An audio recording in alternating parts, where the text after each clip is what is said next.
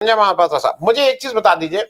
ये कांग्रेस में पहली बार हो रहा है और मैं इसलिए राय साहब के पास आऊं उससे पहले मैं आपसे पूछ ले रहा हूं ये क्वेश्चन कि कांग्रेस में उत्तर प्रदेश में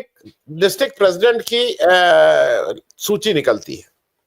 अगर मैं किसी भी यूपी में रहने वाले लोगों से पूछूं कि कांग्रेस के पिछले 4 उत्तर प्रदेश कांग्रेस के प्रेसिडेंट बता दीजिए, तो वो नाम नहीं बता पाएंगे। ये मैं लिख के दे सकता हूं,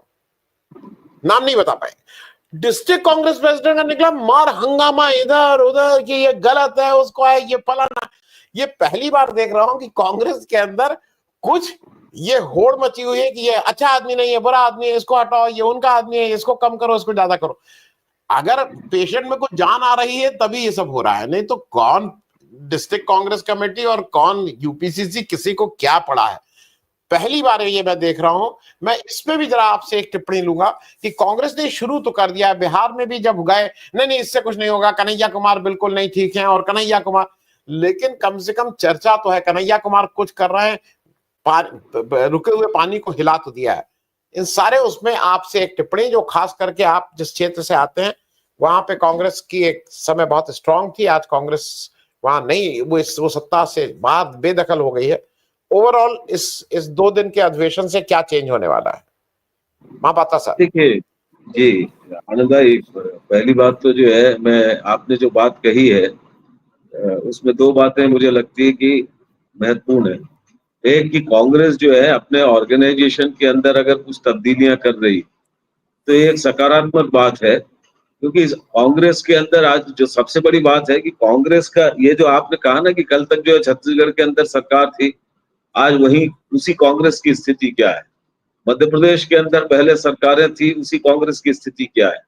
या ये कि आज मतलब जो नारा भाजपा ने दिया कांग्रेस मुक्त भारत का, वो जो है कांग्रेस युक्त भाजपा में तब्दील हो गया। क्योंकि आज अधिकांश लोग, आप अब नाम गिनाओगे तो बहुत लंबी फहरिस्त निकलेगी, उत्तर प्रदेश से लेकर पूरे भारत के अंदर यही तस्वीर है। ज्योतिरादित्य कहाँ थे, आपका हमारी बहुगुणा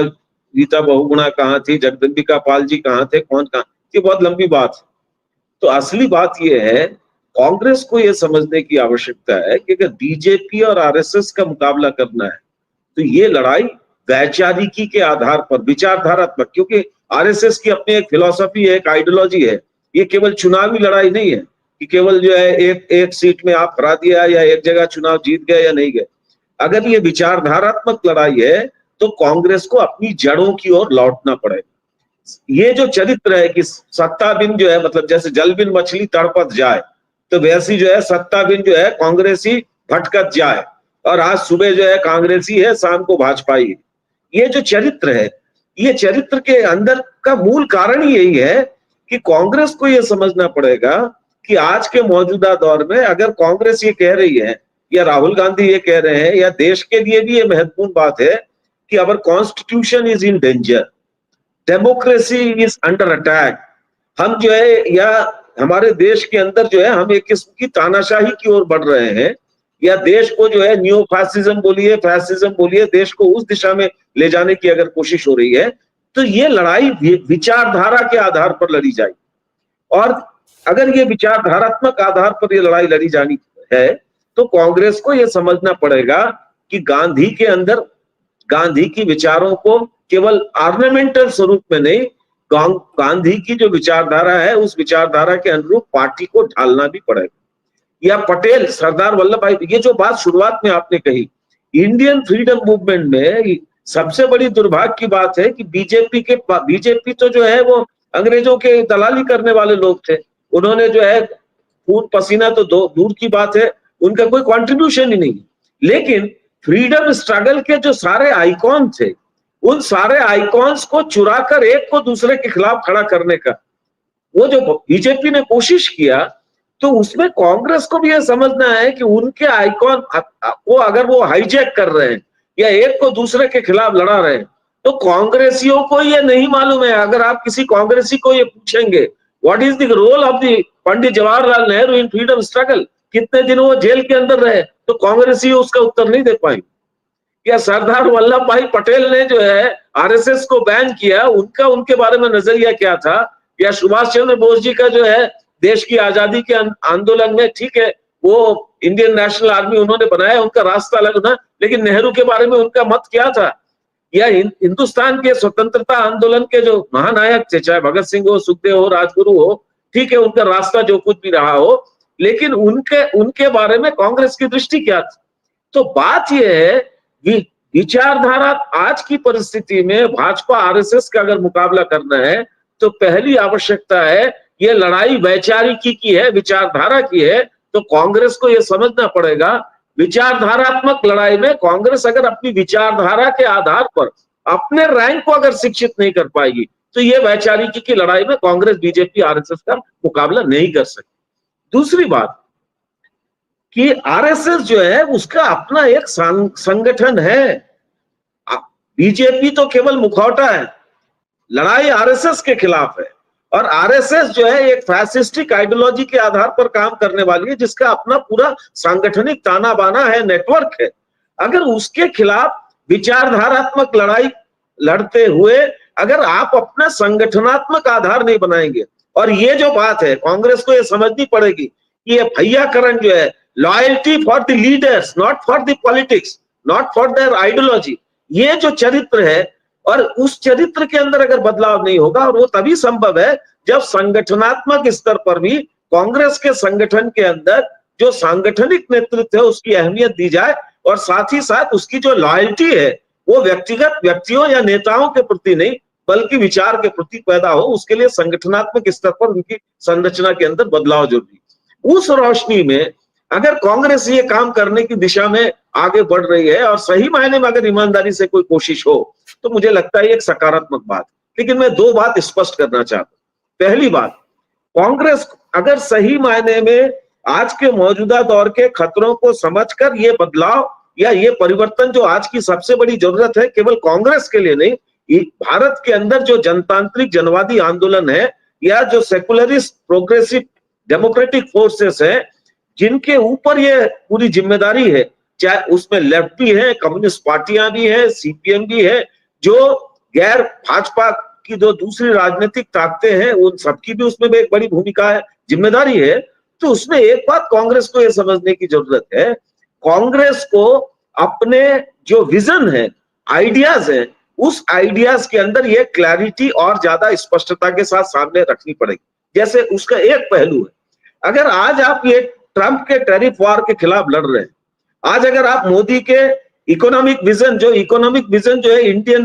डेमोक्रेसी को या इंडियन कैपिटलिज्म को भी मैं समझता हूं क्रोनिज्म के चरम में ले जा रहा है, जहां दो व्यक्ति के हाथ में पूरी पूंजी का केंद्रीकरण है। तो कांग्रेस को यह समझना पड़ेगा, आज दुनिया में यह सवाल उठ रहा है कि क्या लिबरलाइजेशन, ग्लोबलाइजेशन, प्राइवेटाइजेशन जिसका नारा 91 में शुरू हुआ, आज ब्रिटेन के जो प्राइम मिनिस्टर है वो बोल रहे हैं कि now it is a proper time to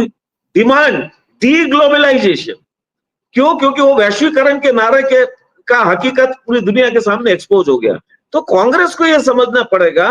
कि आज भी हिंदुस्तान के अंदर जो नेहरू मॉडल ऑफ इकोनॉमी है, भारत ने इस 78 साल की आजादी के अंदर जो कुछ भी उपलब्धियां या आर्थिक संरचना कायम करने में कामयाबी हासिल की, उसमें जो है उस नेहरू मॉडल की एक बड़ी भूमिका थी। तो कांग्रेस को इस मामले में उसका जो इकोनॉमिक विजन है, उसकी खुद की जो पॉलिसी है, उसमें और ज्यादा स्पष्टता के साथ सामने आना पड़ेगा, तभी आर्थिक मोर्चे पर ये जो दरबारी पूंजीवाद का चरम है उसका वो काउंटर कर पाएगी। और अगर इस पर वो स्पष्ट करेगी तो कांग्रेस को यह भी समझना है, कांग्रेस यहाँ जो है पार्लियामेंट के अंदर इन नीतियों का मुखरता से विरोध करती है, लेकिन तेलंगाना के अंदर उन्हीं नीतियों का अमल में लाती है। अब आप देखिए, हसदेव में जंगल कटाई का कांग्रेस विरोध कर रही है, तेलंगाना में जो है हैदराबाद यूनिवर्सिटी से लगे हुए जंगल का बड़े पैमाने पर कटाई कर रही है, या कर्नाटक के अंदर यहाँ जो है लेबर रिफॉर्म का कांग्रेस अपोज करती है, लेकिन कर्नाटक के अंदर जो है वो उन्हीं लेबर रिफॉर्म को आगे बढ़ाने की कोशिश कर रही है जिसका वर्किंग क्लास प्रोटेस्ट कर रहा है। तो एक बात है, आर्थिक दृष्टि के मामले में कांग्रेस को अपनी जो नेहरूवियन जो पॉलिसी है, जिसने एक स्ट्रॉन्ग बेस तैयार किया, उस पर अपनी स्पष्टता दिखानी होगी। और दूसरी बात, सेकुलरिज्म के सवाल पर भी कांग्रेस को खुले तौर पर एक बात ध्यान रखिए, मुझे इस बात की खुशी है कि राहुल गांधी अब मुखरता और स्पष्टता से बोलते, लेकिन आज भी कांग्रेस को यह समझना पड़ेगा कि हिंदुत्व का मुकाबला नरम हिंदुत्व से नहीं हो सकता।